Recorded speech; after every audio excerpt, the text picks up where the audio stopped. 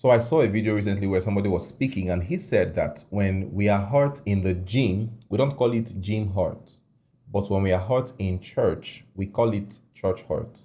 And the reason why many people call this church hurt is because, they don't like the church, right? Or we hold the church to a higher standard than other aspects of our life.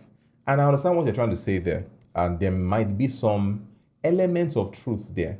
But ultimately, based on this video that I'm talking about that I saw, nobody goes to the gym expecting spiritual direction. Nobody goes to the gym expecting spiritual covering. Nobody goes to the gym thinking of how to make progress in or with their life, seeking safety. Nobody does that. You are going to the gym because you're trying to work on your body and just live a more healthy life. And that has its place. But you're not expecting your gym instructor to be your spiritual covering or expecting that in the gym, people who are coming to gym will now suddenly become your spiritual family, even though that may happen. Do you get the point? And I'm saying that to say that part of why many people feel extremely hurt by things that happen in church is because of how much trust they have placed both in spiritual leadership and spiritual family around them. And so when this hurt happens, it hits different because it is happening by the same people that you have put all or most or a lot of your trust in. And so the question is, how do you heal from church hurt, right? Or how do you deal with church hurt without leaving God or allowing it to affect your walk with God? I'm going to show you 5 simple ways you can do this. Number 1, separate God from human failure. Oh, I mentioned this in a previous episode and I'm saying it again. Let me start by saying something. If every single thing that happens makes you rethink or redefine how you see God, that probably means that there is an issue with your discipleship. There's a problem with your doctrine, if I should say. God is completely and utterly separate from man. And so we must have it as a stamped and sealed, doctrine or belief that this is God, this is man. God is not a man. When a man does something, we should not be quick to blame that on God. Do you get the point? That's just my way of introducing this sub-point. But this is the first battle. Because even though man is not God, people can, tend to represent God, and people do represent God to you many times, and they might end up misrepresenting God, all right? Misrepresenting God. But when they do so, they are not God. The failure is real, but that failure has nothing to do with the character of God. Look at what the Bible says in the book of Psalms 146 and verse 3. It says, "Do not put your trust in princes, nor in a son of man, in whom there is no help." So the Bible has even ruled that in man there is no help. And look at how David puts it. "I will look up to the hills, from whence cometh my help. My help comes from the Lord." My help comes from the Lord. And so when anybody misrepresents God to you, or when you experience some sort of hurt in church, you want to make sure that you are re-anchoring yourself in who God is and not in human failures or not in what a man or a person has done to you. That's the first thing I'm going to say. Separate God from human failure. The next thing I'm going to say is this, and many of us don't do this. Many of us who have experienced this in my own way, but many of us who have experienced this have not done this second thing I'm going to speak about. Acknowledge the pain honestly. Acknowledge the pain honestly. Some believers who have been hurt in church pretend like nothing ever happened. Nothing ever happened. And what that will just do is to delay your healing and prolong your healing. Now, in emotional recovery, research has consistently shown that suppressed pain often resurfaces later through anger, through withdrawal, and through distrust, and even through paranoia. All right? What you want to do is this: when something happened to you, when you have been hurt in church, number 1, you want to name it honestly. What happened? Why did it hurt? And how has this changed me? You want to actually come to terms, take stock, or should I say take inventory of what exactly has happened to you and how it has affected you. All right? And you need to do this because you need to come to terms with what you are experiencing at the time. Because the Bible says in Psalms chapter 34 and verse 18. It says, the Lord is near to those who have a broken heart, or the Lord is near to the brokenhearted. God meets honesty. And so when you have actually been hurt, please don't shy away from the pain. Don't act like nothing has happened and try to suppress it. It's going to resurface and make you become an angry person or a distrusting or a paranoid person eventually. Number 3, please hear me and hear me well. Forgiveness is freedom for you, but not approval for bad behavior.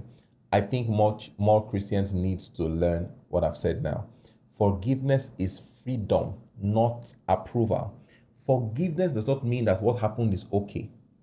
It does not mean that you instantly restore trust. Neither does it mean that your boundaries will suddenly disappear. That is not what forgiveness is. Forgiveness just means that you have refused to consistently drink poison. That's what it means. It just means that you have refused to keep drinking poison internally.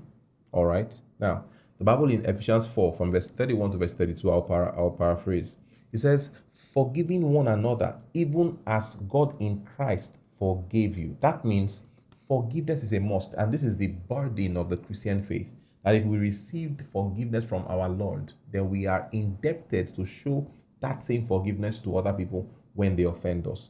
Nonetheless, even in our forgiveness, we should be wise and create necessary boundaries. When a person hurts you in church, either leadership or membership, and you are hurt in church, you want to make sure you are creating boundaries. Now, I don't know what might have happened, but based on what has happened, you may want to reduce communication at some point if that's part of what has led to your hurt.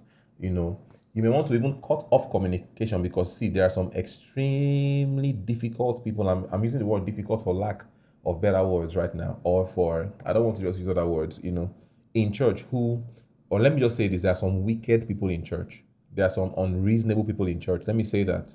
And when such persons, you have given such persons access to your life and they mess up, forgive them, but please reclaim your boundaries, all right? Or rebuild your boundaries.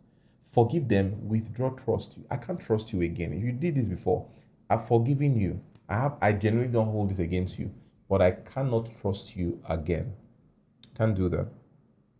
If as a parent, for instance, you allow a church person stay over in your house and, they act or move funny around your kids, man, that's enough reason for you to, and you actually see, you catch them, or your kids even tell you that brother A or sister this tried to touch me or do something. Speak to them politely and find another accommodation for them. I don't have anything against you. When I see you in church, I'm still going to shake you, hug you, and, share fellowship with you. But you cannot enter my house right now. I don't trust you. You are going to have to earn that trust back, even though I have forgiven you. All right? So you can forgive, but still be wise.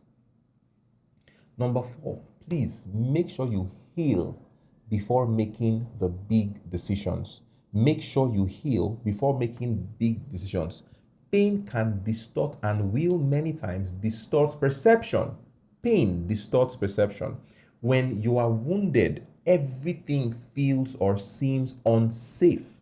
When it comes to decision making, emotionally heightened states often reduce objectivity. The more emotional you feel or you are in a season of your life reduces how objective you are or can be, especially when making decisions. All right. So please don't make permanent spiritual decisions from temporary emotional pain, because that pain is temporary. All right. It will go. How do I know it will go? Because you serve a God that is near the brokenhearted, a God that heals the brokenhearted. That's how I know it will go. As you stay with him, cast your burden at his feet, he will eventually, help you carry that burden. All right. So make sure that you are not in a hurry to make a decision or to create a perception in your mind. In the book of Proverbs 19 and verse 2, the Bible says, he sins who hastens with his feet. So when you make a decision in a hurry, the Bible calls it sin. Okay. And so practical step when you are hurt, you want to make sure you process what has happened first. Then you want to pray. All right. For yourself, even for the person. That's actually one way to, like I should have mentioned this when I was speaking about how to deal with difficult people. Pray for them. All right. But in this case, pray for who has hurt you and pray for yourself. Praying for the person who has hurt you actually helps you heal faster. All right, because now you have to now show love in some sense to somebody who has hurt you, and your heart is filled with the love of God. You will eventually begin to break, to that person, or open up rather to that person. All right, so process first, pray first, get wise or godly counsel, and slow down on your major decisions. Number 5, the Bible said that there is hope for a tree. Even if it is cut down, it shall spring forth again. Number 5, find healthy community again. All right? Healing rarely happens in total isolation.